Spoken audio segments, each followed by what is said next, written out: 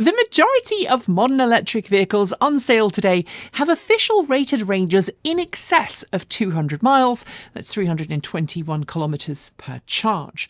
And thanks to a massive expansion in the number of publicly accessible fast charging stations around the world in the last 5 years, it's now easier than ever before to find a place to charge when you need one.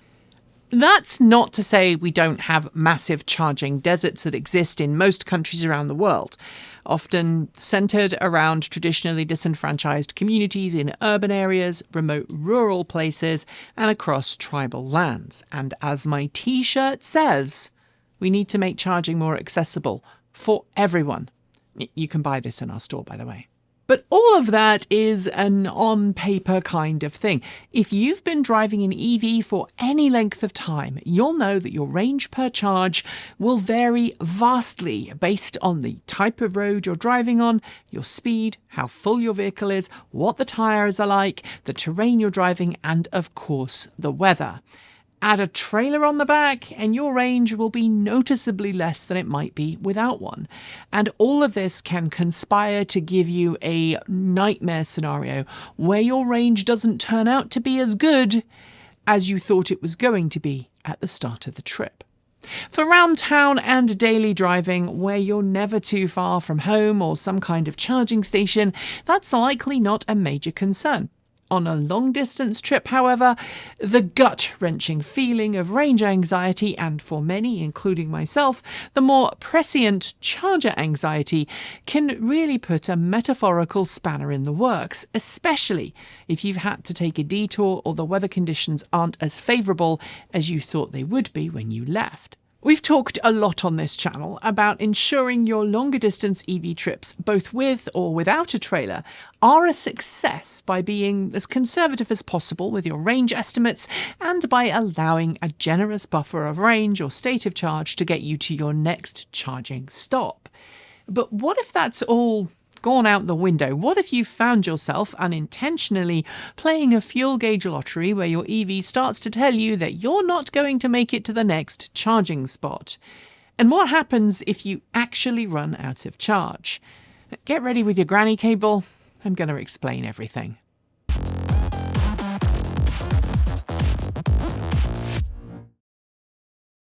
Since I'm going to be giving you some advice on what to do if you find yourself close to empty in an EV, I guess I should probably give you a brief rundown of my own personal experiences with the dreaded turtle mode.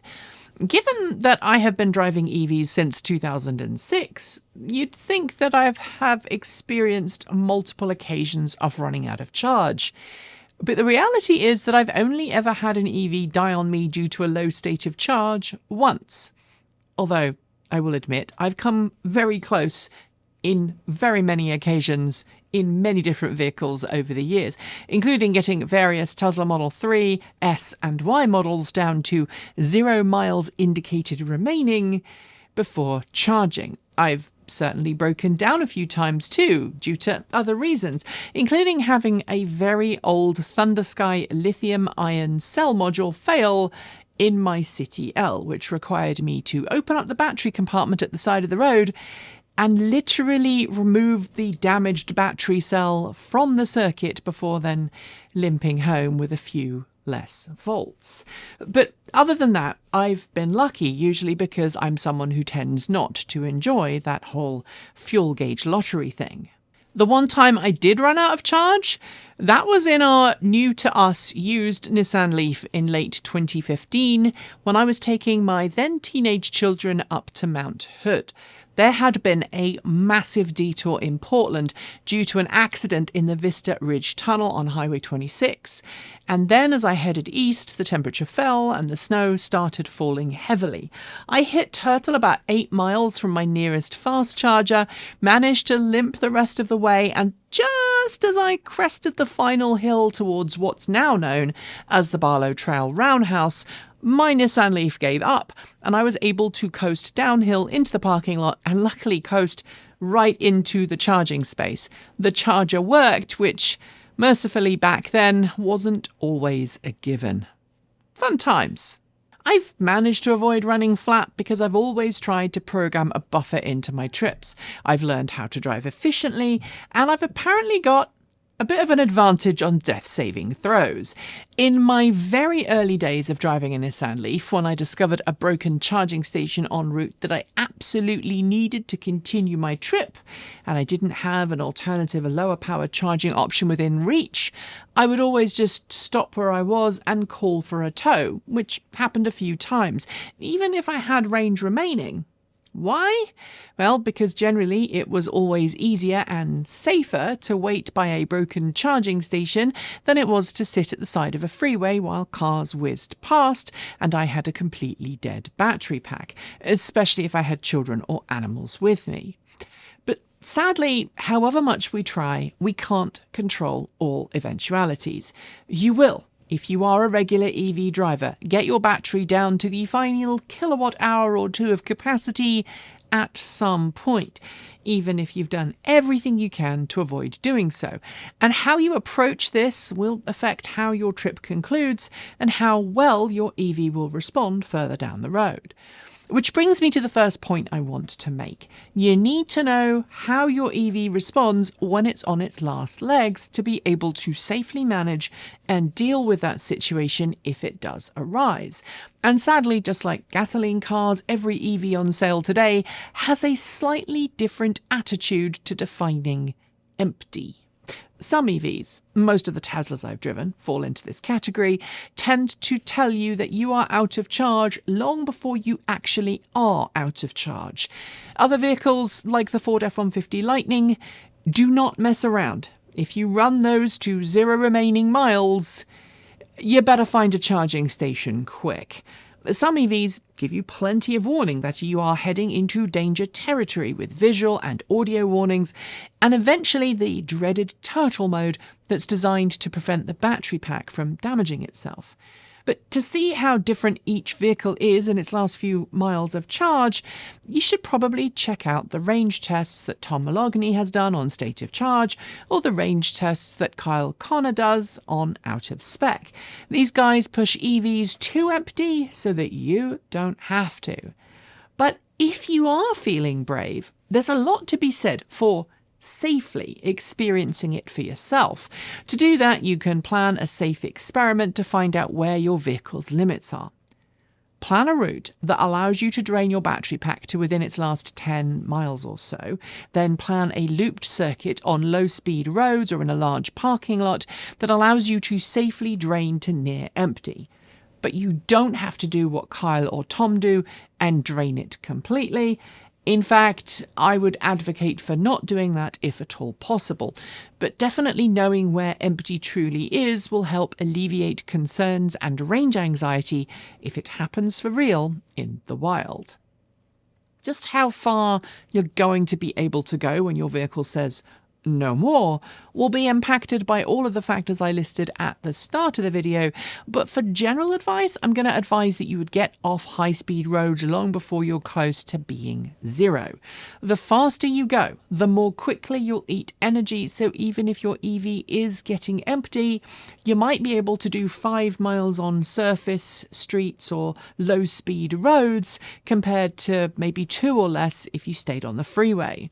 The same goes for steep terrain. The smoother and less uninterrupted your drive, the further you'll be able to push a near-empty EV. Because I'm more experienced with EV driving, I'm happy to take my cars down to their absolute limit as and when I really have to, but I usually like to give myself a 10 or a 20 mile buffer between how far I have to go and how far my car can go. Sometimes that buffer gets eaten up, and if it starts to look like I have fewer miles remaining than I have distance to travel, even if I have 40 or 50 miles of range remaining on my trip, I start modifying my driving style and thinking of alternatives, usually just by dropping from, say, 65 miles per hour to 55 miles per hour on the freeway. I can reduce my vehicle's energy consumption enough that I can eke out my remaining charge and make it to my next stop with nary a problem. Also overlooked, and I cannot reinforce this enough, is the fact that just like a pilot has alternate landing locations when they plan a trip, you should plan a route with alternative charging when possible.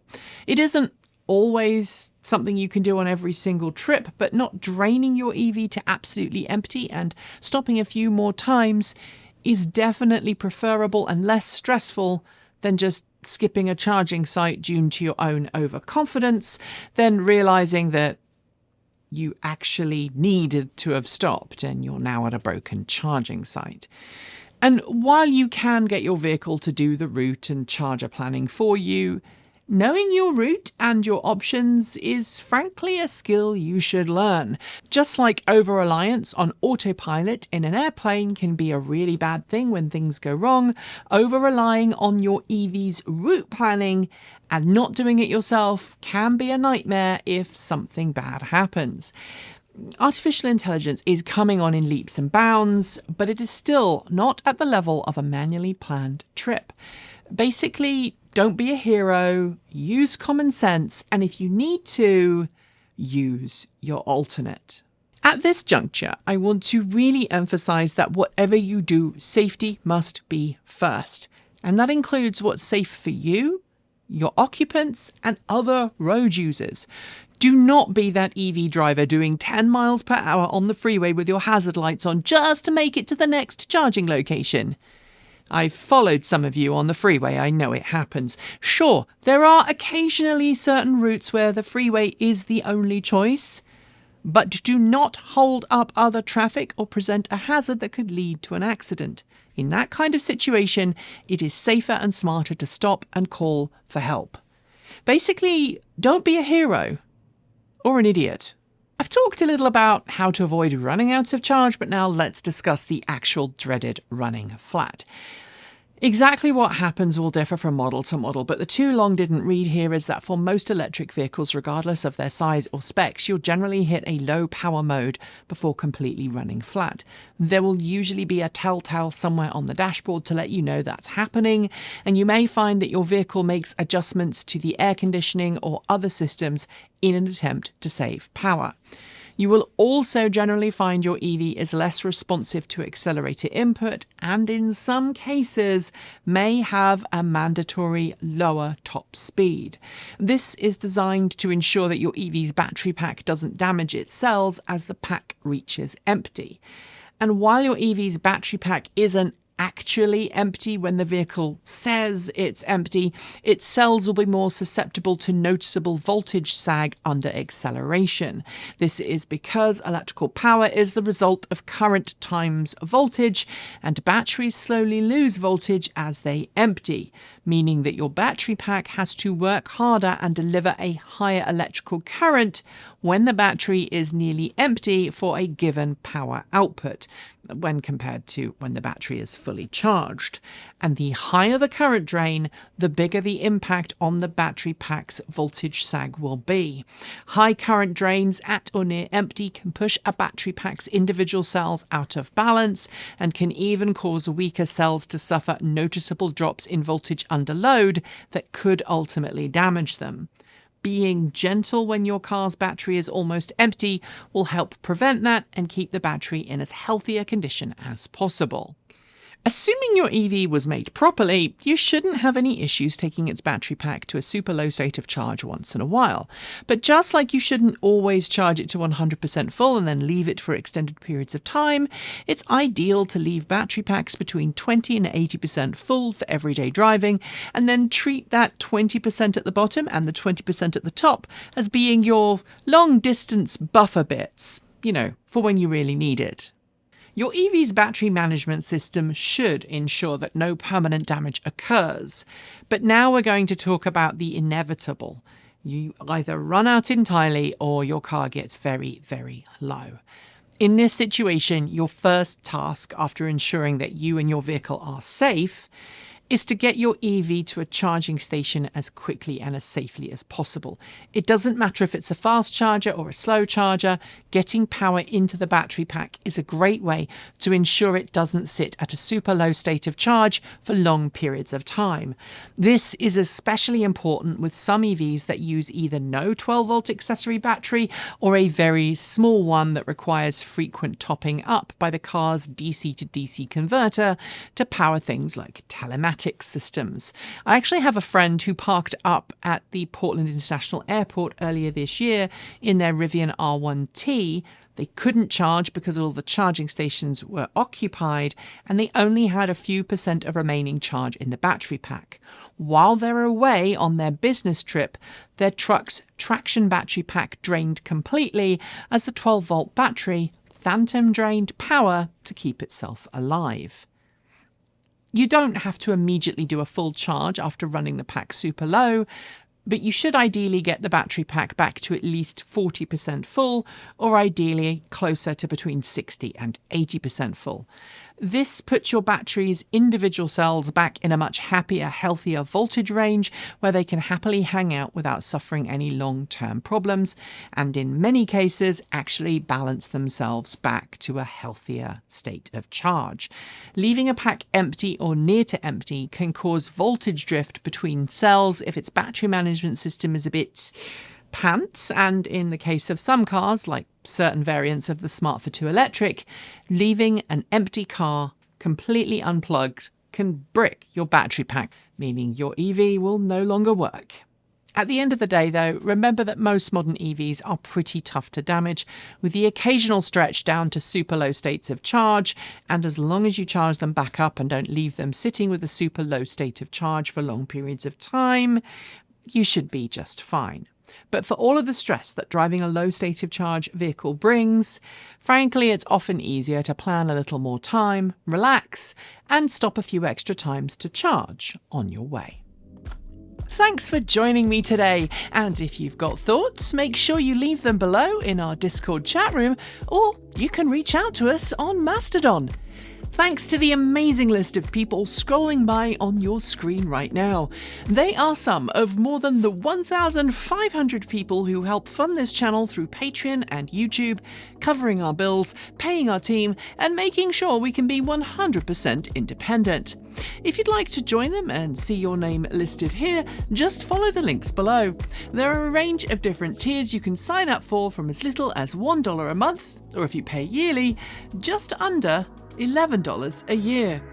A huge welcome to our newest supporters: Biggs Bronson, Philip Panya, Stephen Trudeau, Laura Connolly, Paul Giblin, Kaboombox, Oliver, John Franks, Bill Lascelle, Brent Smith, Terry and Rich UK, Wendy Kelly Budenbaum, Joe Hamlin, Ilian Oster, Brian Curry, Chelsea Williams, and Adekunle Ferinya.